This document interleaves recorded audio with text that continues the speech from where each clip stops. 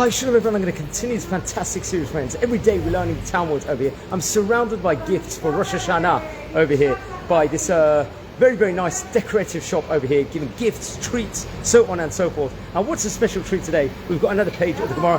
Friends, we're on page number 8 of, at the moment, of Masechet Zevachim, which is a phenomenal achievement over here. Naturally, we call that Daf over here. And friends, what we're talking about, bringing a Pesach sacrifice during the year. Now, we are in the middle of the year. Actually, interestingly enough, we're about to enter Rosh Hashanah at the moment as we speak. So we learned in the first Mishnah in Masechet Zevachim, obviously in Daf Bet, that if the Korban Pesach, the Passover sacrifice, were brought at the proper time, and actually that was 14th of Nisan, with improper intent, you didn't have a correct intention, kavanah, when you're bringing this sacrifice over here, it will not be acceptable over here.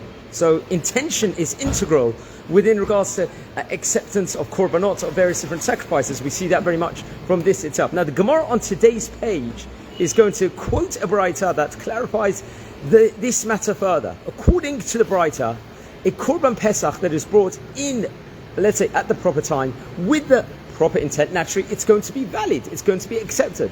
But if it's brought with improper intent, it will not be acceptable. Now, to add further, if the Korban Pesach was brought on a different day of the year, however, it will be an acceptable sacrifice if it was done without intending it as a Korban Pesach. So, seemingly, Korban Pesach sacrifice itself is the main factor here.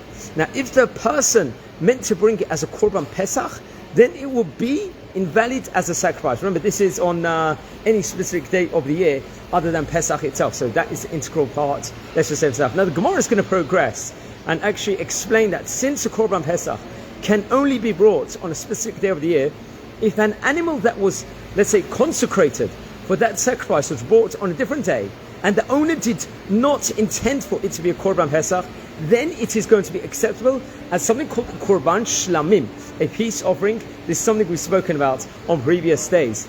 Now, in the continuation, as we progress the Gemara, we find different passages that are brought as sources for the ideas that the Korban Pesach can be brought as a Korban Shlamim if it is sacrificed on a different day of the year without the intention that it should be a Korban Pesach. Now, at no point, let's say, however, does the Gemara offer a source for the fact that if the person's intention was that it should be a Korban Pesach, it is going to be invalid over here. Now, great commentator of the name of Rashi, he's going to weigh in over here and suggests that since the date of the Pesach sacrifice, the afternoon of the 14th of Nisan, is, let's say, repeated several times in the Torah, it should be understood to mean that any other day is invalid. Now, Tosfot also is going to, let's say, weigh in over here with this and bring a slightly different approach in the name of the Kuntras, which usually refers to Rashi, obviously. Now, based on logic rather than on, let's say, Torah passages in itself, he argues that it is clear that the only possible date when the Korban Pesach can be brought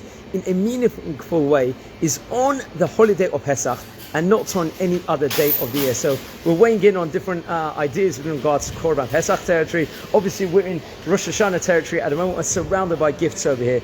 And as we're preparing for Rosh Hashanah, which is going to be tomorrow night, and but it's always good to bring the other Chagim also, samuch, like connected to it. In fact, Pesach is total opposite of the time of the year. It's the other time of the year in the Hebrew calendar, obviously, naturally, in the middle of the spring, in the Chodesh Aviv, and now we are coming into Chodesh Tishrei in of itself. We're coming into the winter months also, and naturally on Simchat Torah and Shmini Atzeret, we're going to give the prayer for rain respectively over there. Tfilat Geshem, as it's called. So that's only just over 3 weeks ago. There's 3 weeks to go within regards to that. But yeah, very interesting. Now, wishing you all Shana Tova Matuka. I'd like to dedicate this Refuah Shlema for I believe Tamar Bat Chana, I believe, to have a full Refuah Shlema Be'ezrat Hashem for any health issues. I'm wishing you all a fantastic day, friends, and K'tiva V'chatzima Tova, and wishing you blessings. Take care,